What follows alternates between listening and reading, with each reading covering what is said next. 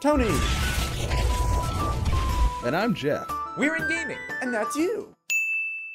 Hello gamers and welcome back to the Inn. I'm Rob, of course, or Warshak if you want to call me by my in-game name. And today we'll be going from rank 12 to 11 playing mid-range Druid. We'll go back and forth in between Control Warrior and mid-range for a while just because I enjoy both decks and they're very good, like I mentioned before.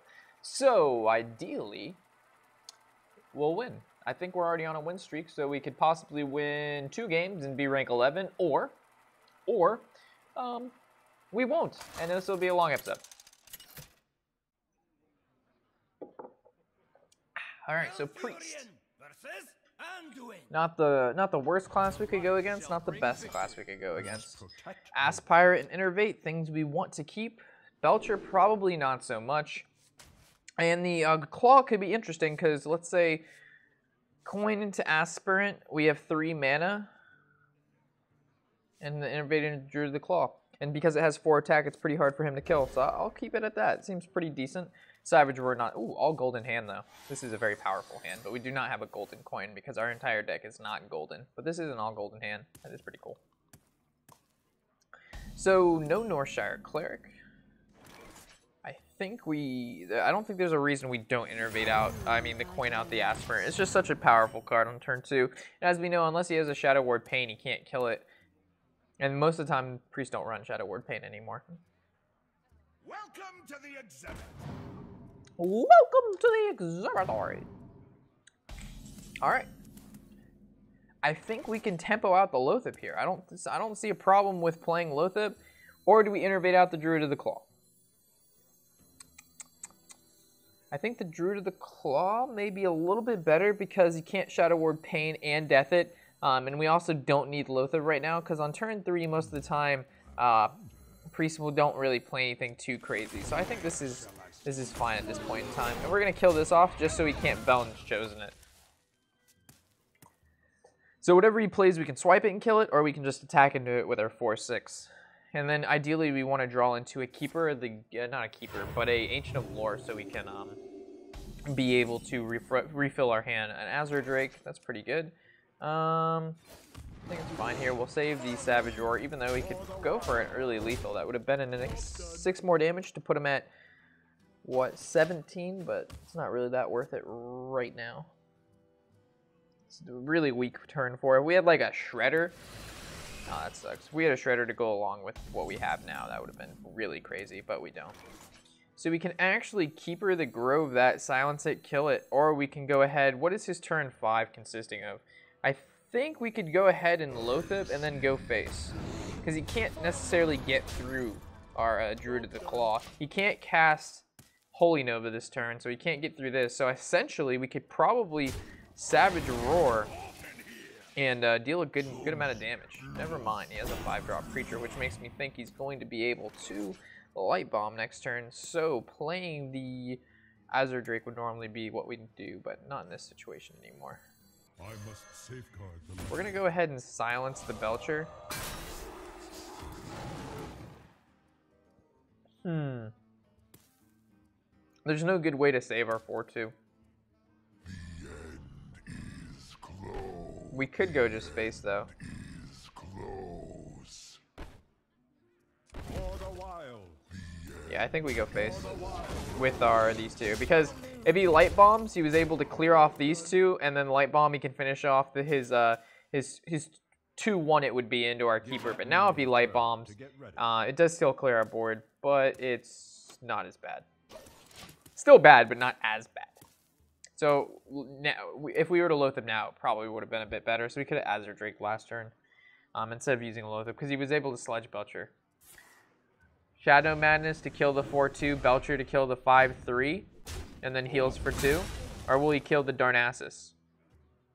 Okay, so he's keeping the Darnassus alive, which makes it so we can Ancient of Lore, draw 2 more, cycle 2 more cards, and see if we can get like a Force of Nature in here. Well played. So we're gonna draw 2 cards, summon a 5-drop. There's the Force of Nature. We have the Savage Roar, so we can combo that. Not next turn, but the following turn. And then ideally, we can just try to do as much damage and keep our creatures up until then, so he can't play. He already played the Belcher. He probably only runs, oh gosh, Shadow Word Death. That's a card. Will he kill the 2/2 this turn? He is thought stealing 2 cards from our deck. Only 1 mana left. That doesn't give. And there's the cleric. Okay. So I think we actually have lethal. Double swipe and yeah. Normally we don't win by double swipe to face. That's an awkward kind of situation. Okay, we win 1 more game and we are rank 11. It's pretty good, pretty good, pretty good. We also had a really good game, a really good curve that game. Besides our turn 4, where we had to pass it, but besides that, we had a plethora of 5 drops. We had a solid turn 6, we had a solid turn 7. It was innervate off the start with the Druid of the Claw was pretty much essential to that victory. Alright, so we're playing against Iggy Smalls. This is normally not a hand you'd want to keep off the bat. Again, we're looking for Darnassus, Aspirant, Wild Growth, and Innervate. Tech, Wild Growth. Alright, so I accept the Wild Growth, and if he's playing Zoo, then the Tech will actually come in handy. So ideally, we want to draw into a 4-drop, because turn 2 is devoted to Wild Growth, turn 3 is skipped because of Wild Growth, and then turn 4 is ideal for like a Shredder. So he is playing Zoo. There is the Flame Imp. There is the double Flame Imp. Holy shit, that's pretty powerful. Loatheb doesn't necessarily help us. We Wild Growth. We'll have 4 mana next turn. He'll probably play 1 creature here, or he'll tap. Yeah, so there's the 1 creature.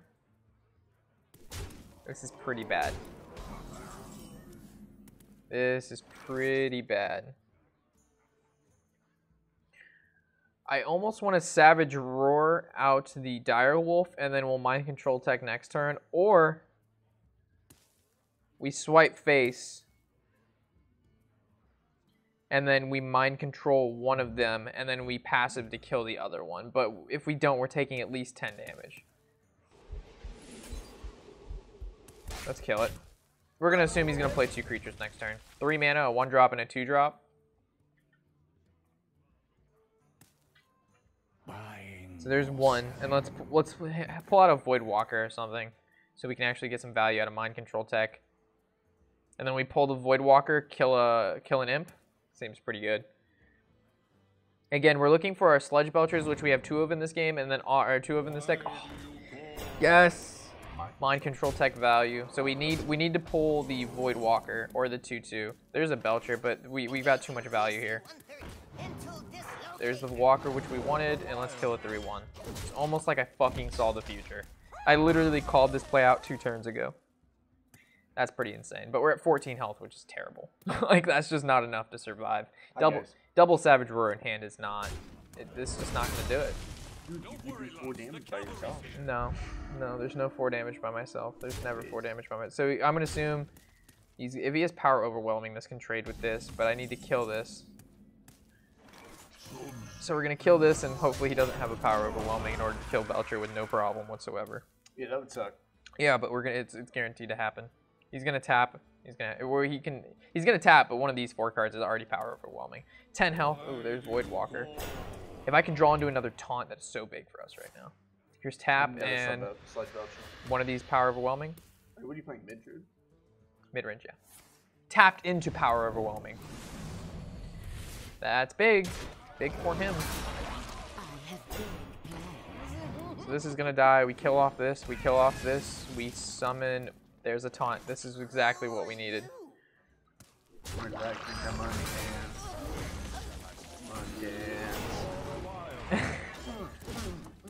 We can actually come back and win this because we play Loatheb next turn and then we Savage Roar twice to win.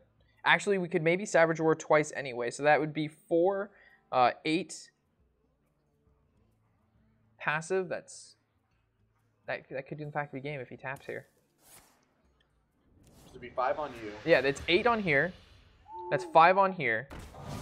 That's 13, 14, 15, 16, 17, 18 exactly. Oh, never mind. He has a fucking taunt. Yep, still not enough. You can get 1 jam and draw a card.